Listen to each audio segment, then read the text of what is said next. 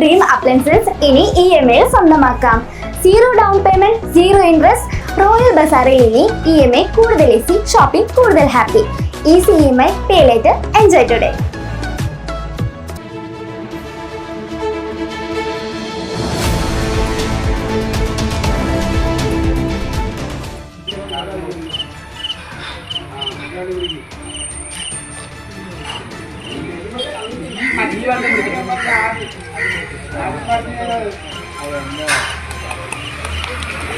ചേലക്കരയിൽ CITU ദേശീയ പതാക ഉയർത്തിയത് വിവാദമാകുന്നു.